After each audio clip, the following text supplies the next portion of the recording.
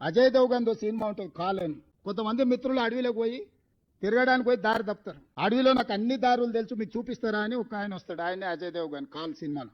వాళ్ళకి దారి చూపించుకుంటే ఒకనొకని మింగేస్తుంటారు. వాళ్ళకి తెలియదు దయ్యం తింటుంది అనుకుంటారు. చివరికి అర్ధరాత్రి పూట బావిలో నీళ్లు తోడడానికి వచ్చినప్పుడు వీడిని తోడిస్తే దాని వస్తాడు. తోడితే చూస్తే వీడి నీడ కనిపిస్తుంది కానీ వాడి నీడ కనిపిస్తుంది. అప్పుడు గుర్తుపడతాడు, ఓహో దయ్యం ఇది ఉందని. పక్కనే వండుకుంటూ ఒకనొకని మింగుకుంటూ పోతుంటాడు కాల్ సినిమాలో అజయ్ దేవగన్. హరీష్ రావు కూడా అదే రకంగా కేసీఆర్ పక్కన చేరి రేపు ఈ పార్టీని కబలించడానికి అడ్డం వచ్చేటోళ్ళను, కేసీఆర్ కు అండగా నిలబడేటోళ్ళను ఒకరొకరిని సాఫ్ చేసుకుంటారు. మొత్తం హిస్టరీ చూడండి.